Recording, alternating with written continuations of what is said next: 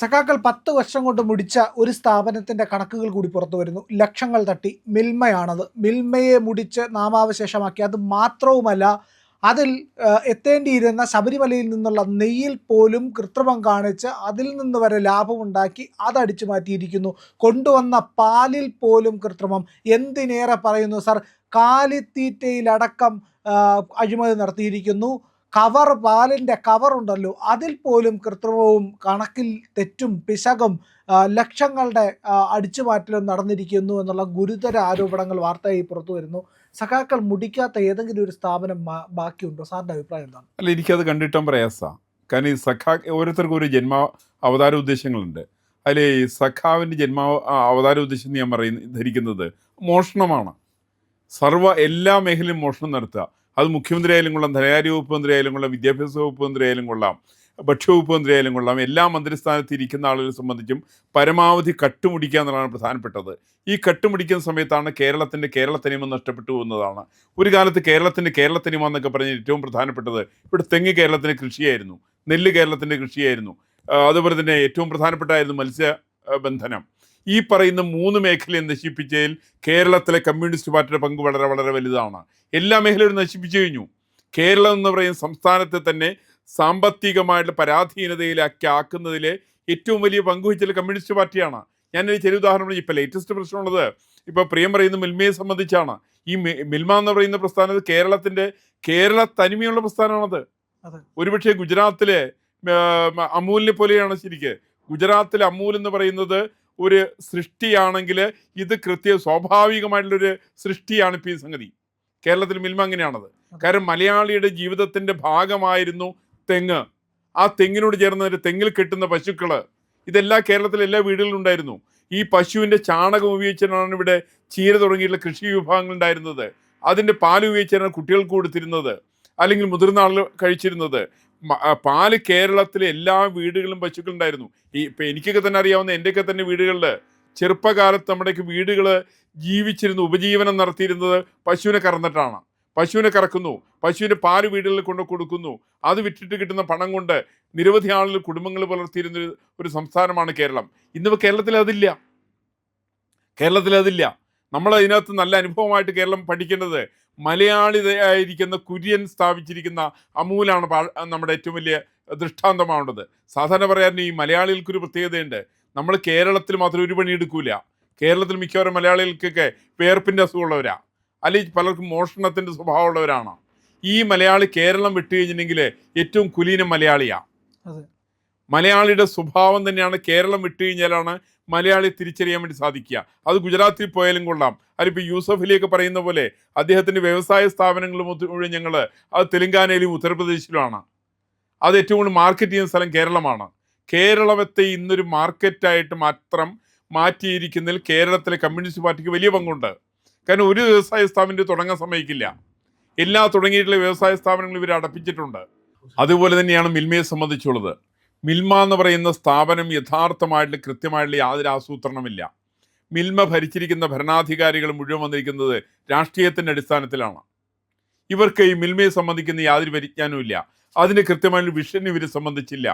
അവിടെയാണ് ഇവർ കുര്യനെ പഠിക്കേണ്ടത്. കുര്യൻ എന്ന് പറയുന്ന ഒരു ജന്മനാ ദേശസ്നേഹിയായിരിക്കുന്ന സബ്ജക്റ്റിനെ സംബന്ധിച്ച് കൃത്യമായിട്ട് പഠിച്ചിരിക്കുന്ന ആള് അദ്ദേഹം ആരംഭിക്കുന്നതാണ് അമൂല്. ആ അമൂൽ അദ്ദേഹം കൊണ്ടുവന്നിരിക്കുന്ന പരിവർത്തനങ്ങൾ വളരെ അത്ഭുതമാണ്. അമൂൽ എന്ന് പറയുന്ന സമയത്ത് അത് കേവലം ഒരു പാലിൻ്റെ വിൽപ്പന കേന്ദ്രം മാത്രമല്ല, അത് സർവ്വവ്യാപിയാണ് ശരിക്കത്.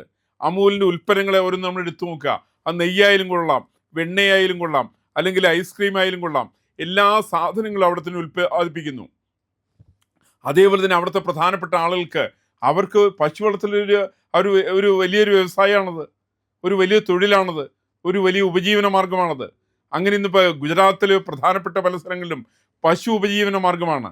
അവർ പാല് നേരെ മിൽമയിലേക്ക് കൊടുക്കുന്നത്. ഇപ്പം കേരളത്തിലൊരു സമയത്ത് എങ്ങനെയായിരുന്നു? ഇന്നിപ്പോൾ നമ്മളൊന്ന് ആലോചിച്ച് നോക്ക്. കേരളത്തിൽ ആരും മിൽമയിലേക്ക് പാല് കൊടുക്കുന്നത്? കേരളത്തിൽ പാല് കൊടുക്കുന്നില്ല. മിൽമ കൊണ്ട് കേരളത്തിൽ എന്താണ് പ്രയോജനം? ആകെയുള്ളത് ഇടയ്ക്കിടയ്ക്ക് വില വർദ്ധിപ്പിക്കുന്നു. ആ വില വർദ്ധിപ്പിക്കുന്നത് സ്വകാര്യ ജീവനക്കാർക്ക് വേണ്ടിയിട്ടാണ്, സ്വകാര്യ സ്ഥാപനങ്ങൾക്ക് വേണ്ടിയിട്ടാണ്. ഇവർ 4 രൂപ കൂട്ടിക്കഴിഞ്ഞാൽ സ്വകാര്യ സ്ഥാപനങ്ങൾ 5 രൂപ കൂട്ടും. ആ 5 രൂപ കൂട്ടുന്ന സമയത്ത് ഇപ്പം തന്നെ കേരളത്തിലെ അവസ്ഥ നമുക്കറിയാം. 4 രൂപ മറ്റേ 1 ലിറ്റർ പാലിന് ഇവർ വില കൂട്ടിയത്. ഇവർ പാലിന് വില കൂട്ടിയ സമയത്ത് ചായക്കടക്കാർ ചായക്ക് വില കൂട്ടി. എത്രയാക്കി? 10 രൂപ മുതൽ 15 രൂപയാക്കി. 50% വർധനവ്. ഇത് ചോദിക്കാനും പറയാനും കേരളത്തിൽ ആരുമില്ല. ഇത് കൃത്യമായിട്ട് മിൽമ അധികൃതരുടെ അഴിമതിയുടെ ഭാഗമാണ്. ഈ ചായയുടെ പൈസ 10 രൂപ മുതൽ 15 രൂപ കൂട്ടിയല്ലോ. ഈ അഴിമതിക്ക് മിൽമക്കാർക്ക് പങ്കുണ്ട്. കാരണം മിൽമക്കാർ മൊത്തം വ്യാപകമായിട്ട് ജീവിക്കുന്നത് അവരെ അവതാരോദ്ദേശം തന്നെ അഴിമതി നടത്താൻ വേണ്ടിയിട്ടാണ്.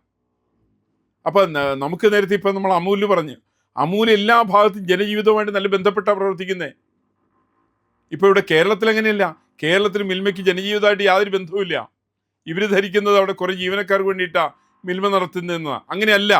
മിൽമയിൽ പാലുൽപ്പന്നങ്ങൾ അവിടെ ഉണ്ടാവണം. നമ്മുടെ എല്ലാ നാട്ടുമ്പുറത്തുണ്ടായിരുന്ന പാലുൽപാദന കേന്ദ്രങ്ങളെല്ലാം നിന്ന് അടച്ചുപൂട്ടപ്പെട്ടു. ഒരു വീട്ടിലും പാലില്ല. വീടുകളിൽ നിന്ന് പാല് കിട്ടുന്നില്ല. ഇവരാരും മിൽമയ്ക്ക് കൊടുക്കുന്നില്ല. മറിച്ച് ഇപ്പം മിൽമക്കാർ ചെയ്തുകൊണ്ടിരിക്കുന്ന പ്രധാനമായിട്ട് അവർ പാൽപ്പൊടികൾ മിക്സ് ചെയ്യുകയാണ്. അതിന് മിൽമയുടെ ആവശ്യമുണ്ടോ? പാൽപ്പൊടി മിക്സ് ചെയ്ത് നാട്ടുകാർക്ക് അറിഞ്ഞൂടെ? അവർ ചെയ്താൽ പോരെ? ഈ പാൽപ്പൊടി മിക്സ് ചെയ്തിട്ട് അത് പാലാക്കിയിട്ട് കവറിലാക്കിയിട്ട് കവറിൻ്റെ കൂടി കമ്മീഷൻ മേടിക്കുന്ന മിൽമ ഉദ്യോഗസ്ഥന്മാർ ഇന്നിപ്പോൾ കണ്ടുകൊണ്ടിരിക്കുന്ന അങ്ങനെയാണ്. അവർ കവർ ഒന്നിച്ച് കൊട്ടേഷൻ കൊടുക്കുന്നൊക്കെ പറയുക. അതിനകത്തുള്ള കമ്മീഷനെ കുറിച്ച് നമുക്കറിയില്ല. അങ്ങനെ മിൽമയുടെ സമസ്ത മേഖലയിലെയും അഴിമതി കേരളത്തെ സംബന്ധിച്ച് വളരെ വ്യാപകമായിരിക്കുന്നു. അത് കമ്മ്യൂണിസ്റ്റുകാരുടെ ഏറ്റവും പ്രധാനപ്പെട്ട മുഖമുദ്രയാണ്. പക്ഷേ നിർഭാഗ്യവശാൽ ഇന്നിപ്പോൾ കേരളം ഭരിച്ചിരിക്കുന്ന കമ്മ്യൂണിസ്റ്റുകാർ മാത്രമല്ലല്ലോ, കോൺഗ്രസ്സുകാരാണല്ലോ. അവർ ഇതിനെക്കുറിച്ച് എന്താ അന്വേഷണം നടത്താത്തത്? അവരെന്താ ഈ സബ്ജക്റ്റ് പഠിക്കാത്തത്? എന്താ അവരെന്താ ഇതിനെക്കുറിച്ചിട്ട് അന്വേഷണം നടത്താത്തത്? എന്താ? മറിച്ച് അവർക്ക് എന്തുകൊണ്ട് കൃത്യമായിട്ട് കേരളത്തിൽ മിൽമയെ കുറച്ചുകൂടി ആസൂത്രിതമായിട്ട് മിൽമ വലിയൊരു സംവിധാനമാക്കണം ഇന്ന് എന്തുകൊണ്ട് ഇവർക്ക് ആലോചിക്കാൻ പറ്റാത്തത്? കാരണം മിൽമ അടക്കം ഭരിച്ചുകൊണ്ടിരിക്കുന്നത് ഏത് സർക്കാർ വന്നാലും അത് യൂണിയനുകളാണ് ഭരിക്കുക. ആ യൂണിയനാണ് തീരുമാനിക്കുക എന്താണ് മിൽമയുടെ ധർമ്മം, എങ്ങനെയാണ് മിൽമയിൽ എന്തൊക്കെ പ്രൊഡക്ഷൻ വേണം, എന്തൊക്കെ സാധനങ്ങളാണ് മിൽമ വിൽക്കേണ്ടത്, അതിനെന്തായിരിക്കണം വില, ഇത്യാദി കാര്യങ്ങൾ തീരുമാനിക്കുന്നത് യൂണിയനുകളാണ്. ആ യൂണിയനുകളുടെ തീരുമാനമാണ് കേരളത്തെ സംബന്ധിച്ച് സമസ്ത രംഗത്തും കേരളത്തിൻ്റെ പരാജയത്തിന് പ്രധാനപ്പെട്ട കാരണം കേരളത്തിലെ ട്രേഡ് യൂണിയൻസ് ആണ്. എനിക്കൊരു സംശയക്കാര്യത്തിലില്ല.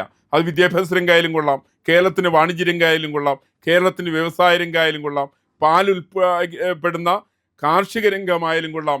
ഈ മേഖലകളിലെല്ലാം തന്നെ ഈ സംസ്ഥാനത്തിൻ്റെ പരാജയത്തിൻ്റെ പ്രധാനപ്പെട്ട കാരണങ്ങൾ ഈ പറയുന്ന ട്രേഡ് യൂണിയനുകളാണ്. അവരാണ് കാര്യങ്ങൾ തീരുമാനിക്കുന്നത്. അതുകൊണ്ടാണല്ലോ ഇപ്പോൾ ഇത് കശുവണ്ടി കോർപ്പറേഷനല്ലേ മറ്റൊരു അഴിമതിക്കാരനായിട്ടുള്ള ആള് അയക്കെതിരായിട്ട് എന്താ നടപടി എടുത്തത്? അയാൾ INTUCയുടെ സംസ്ഥാന പ്രസിഡന്റോ മറ്റാണ്. വലിയ അഴിമതി പേര് അയാളുടെ പേരിൽ വന്നത്. അയക്കെതിരായിട്ട് കോൺഗ്രസ്സുകാർ നടപടി എടുത്തില്ല, കമ്മ്യൂണിസ്റ്റുകാർ നടപടി എടുത്തില്ല. കാരണം എന്താ? അയാളും കമ്മ്യൂണിസ്റ്റുകാരും തമ്മിൽ ബായിയാണ്. ഈ പറയുന്ന പരിപാടികളാണ് കേരളത്തിൽ കൂടുതൽ. അഴിമതിക്കാരൊക്കെ എനിക്ക് പലപ്പോഴും തോന്നിയിട്ടില്ല. പണ്ട് ഒരു കടങ്കഥ പറയാറുണ്ട്, ഒരമ്മ പെറ്റ മക്കളൊക്കെ കണ്ണ് എഴുതിയിട്ടുള്ള മക്കളെന്ന് പറയാറുണ്ട്. സമാനമായിട്ടുള്ള രീതിയിൽ ഈ പറയുന്ന അമ്മ പെറ്റ മക്കളൊക്കെ അഴിമതിക്കാരാ. അവൻ ചിലപ്പോൾ കോൺഗ്രസ്സുകാരനായിരിക്കും, അവൻ ചിലപ്പോൾ കമ്മ്യൂണിസ്റ്റുകാരനായിരിക്കും, അവൻ ചിലപ്പോൾ വേറെ രാഷ്ട്രീയ പ്രസ്ഥാനത്തിലായിരിക്കും. ഏതാണെങ്കിലും അവൻ്റെ പ്രധാനപ്പെട്ട ഉദ്ദേശം ജനവിരുദ്ധതയാണ് ഇവൻ്റെ അടിസ്ഥാനപരമായിരിക്കുന്ന ഘടകം. ആ ജനവിരുദ്ധതയെ മാറിക്കൊണ്ട് കേരളത്തിൻ്റെ അടിസ്ഥാനപരമായിരിക്കുന്ന ആവശ്യം എന്താണെന്നുള്ളത് തിരിച്ചറിയേണ്ടത് ആവശ്യമാണ്. ആ തിരിച്ചറിവിലാണ് മിൽമയുടെ പ്രാധാന്യം.